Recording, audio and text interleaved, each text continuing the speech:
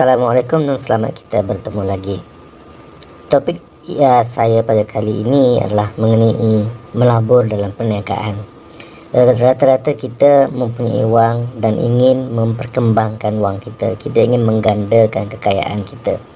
Jadi ada pelbagai cara. Antaranya ialah kita melabur dalam sesebuah perniagaan.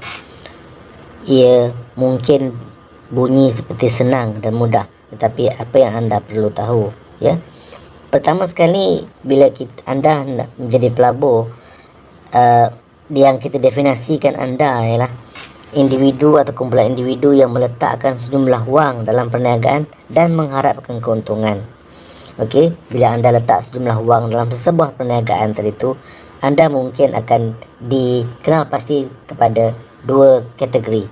Yang pertama, anda mungkin akan menjadi pemegang saham. Okey. Yang kedua, anda bukan pemegang saham, tapi anda memegang lot atau memegang kepentingan dalam sebuah perniagaan tersebut.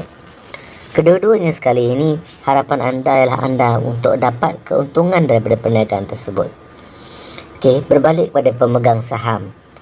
Pemegang saham anda, jika sekiranya anda melabur dalam sebuah syarikat. Syarikat ada dua jenis secara amnya. Yang pertama, syarikat persendirian atau private. Yang kedua, syarikat public atau syarikat awam. Syarikat private ni contohnya Sdn Bhd, di mana anda akan memegang saham dalam sesebuah syarikat Sdn Bhd tersebut.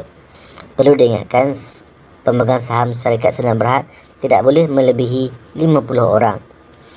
Ada perniagaan yang mahu menawarkan saham atau mengutip dana yang lebih besar dengan menawarkan saham kepada lebih daripada 50 orang pemegang saham. Dan kategori mereka ni, mereka akan bertukar status daripada private kepada public atau syarikat awam. Ya. Awam ataupun berhad, kita kenali sebagai berhad, tidak semestinya diurus niaga di Bursa Malaysia. Pada topik ini kita bercakap tentang syarikat awam yang tidak diurus niaga di Bursa Malaysia. Okey, syarikat persendirian ataupun private tadi itu dikawasi oleh Suruhanjaya Syarikat Malaysia, manakala syarikat public atau syarikat awam ataupun berhad tadi itu dikawasi oleh Suruhanjaya Security Malaysia. Berbalik kepada kategori satu lagi, di mana anda bukan pemegang saham, tetapi anda merupakan pemegang lot atau pemegang kepentingan dalam perniagaan. Okey, ini kita juga kenali sebagai interest scheme. Okey, ianya dikawasi oleh Suruhanjaya Syarikat Malaysia. Ingat, syarikat yang nak menawarkan interest scheme tadi itu perlu dilesenkan atau didaftarkan dengan Suruhanjaya Syarikat Malaysia. Dan tawaran interest scheme atau tawaran skim berkepentingan itu juga perlu berdaftar atau perlu direkodkan dengan Suruhanjaya Syarikat Malaysia. Jadi ingat dua kategori tersebut, pemegang saham dan juga pemegang lot kepentingan perniagaan.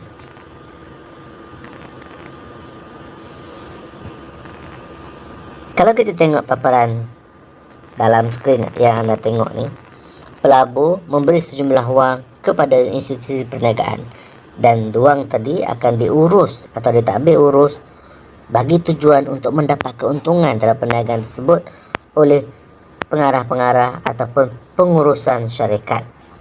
Beberapa perkara yang perlu anda ingat. Yang pertama, ataupun secara amnya, anda perlu melakukan proses ketelitian wajar atau due diligence. Baca prospektus atau dokumen tawaran. Jika sekiranya maklumat tidak lengkap, dapatkan maklumat, tanya kepada penganjur tersebut. Seterusnya, anda mesti faham maklumat keuangan syarikat seperti yang tertera dalam dokumen tawaran. Pastikan anda faham maklumat keuangan lepas, semasa dan juga unjuran. Namun, perlu diingatkan, prestasi lepas atau prestasi semasa tidak semestinya menjanjikan prestasi akan datang. Anda juga mesti memastikan tawaran pulangan tadi tu adakah ianya munasabah atau realistik. Contohnya, jika sekiranya mereka menjanjikan 10 atau 15% keuntungan sebulan, adakah ianya realistik? Di mana anda perlu memahami perniagaan tersebut untuk memastikan adakah perniagaan seumpama tadi tu dan dalam keadaan pada masa tertentu tadi tu mampu untuk memberi keuntungan seperti dijanjikan. Perlu diingatkan, keuntungan mestilah dibayar dengan menggunakan apa yang dikatakan keuntungan perniagaan yang sebenar, bukan diambil daripada duit tabungan mereka ataupun tabungan lain, ya. Anda juga perlu mengenali pihak pengurusan syarikat. Setiap individu tadi tu prestasi lampau mereka bagaimana, berapa banyak projek-projek yang mereka kendalikan yang telah berjaya. Okey, juga membuat carian mengenai individu tersebut lah, sama ada dari segi rekod tadi saya katakan tadi, rekod atau prestasi pengurusan mereka dengan projek-projek lampau atau syarikat yang lepas. Dan jika sekiranya ada di antara mereka yang mempunyai rekod yang tidak baik, anda mungkin tidak akan menyertai perniagaan yang ditawarkan tersebut kerana rekod lampau pengurusan terbabit, ya. Kenali juga pemegang saham majoriti, sebab kita tidak mahu menjadi pemegang saham minoriti yang hanya terpaksa mengikut keputusan pihak pemegang saham majoriti tersebut. Ya, kalau mereka kata kiri, kirilah. Kalau mereka kata kanan, kananlah. Tapi kena pastikan adakah ia memberi keuntungan kepada kita. Di situ kita boleh membuat keputusan sama ada kita nak menyertai perniagaan mereka atau tidak. Pastikan juga tawaran pelaburan dibuat selaras dengan keperluan undang-undang, sama ada Undang-Undang Suruhanjaya Syarikat Malaysia ataupun Suruhanjaya Security atau SC. Jika sekiranya mereka menawarkan saham ataupun tawaran menjadi pemegang saham tadi oleh syarikat Sdn Bhd, pastikan nama anda didaftarkan dengan pihak SSM, di mana kalau kita tengok dicetakan tadi tu dia akan ada lodgement form 49, dan anda bila dicetak carian dibuat, nama anda akan ada sebagai pemegang saham. Samalah juga dengan jika sekiranya syarikat tersebut syarikat awam berhad tadi tu, ya, mereka mesti mematuhi garis panduan yang dikenakan oleh pihak Suruhanjaya Security. Mesti ada lodgement information memorandum jika sekiranya tawaran tersebut kepada high net worth investor, dan pastikan mereka menepati definisi high net worth investor itu, dan anda sebagai pelabur mesti memastikan anda juga termasuk dalam mereka yang layak untuk mendapat tawaran tersebut. Seterusnya, anda perlu membuat kajian sendiri dan membandingkan maklumat yang diberikan. Kita ataupun anda sebagai pelabur tidak sepatutnya menerima bulat-bulat apa yang diberi atau dimaklumkan oleh penganjur skim ataupun syarikat wakil-wakil syarikat.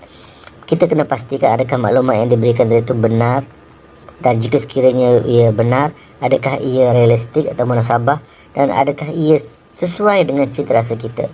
Dan jika contohnya, jika sekiranya kita dapati syarikat tadi itu mungkin mempunyai etika yang tidak bagus, ya, hanya mementingkan keuntungan sahaja, tetapi mungkin kalau kita ambil contoh setengah perniagaan tersebut tidak mementingkan aspek alam sekitar, ataupun mereka mungkin perniagaan yang tidak syariah compliance, ya, jadi kita mungkin tidak mahu mengikut perniagaan-perniagaan yang seumpama tersebut.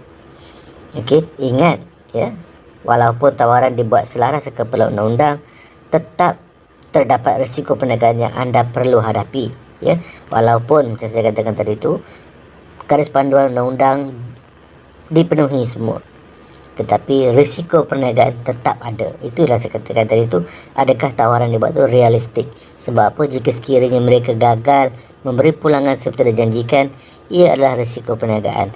Tetapi jika sekiranya mereka melakukan aktiviti-aktiviti yang mungkin pecah amanah, penipuan, ia adalah kes yang boleh dilihat oleh pihak polis Diraja Malaysia.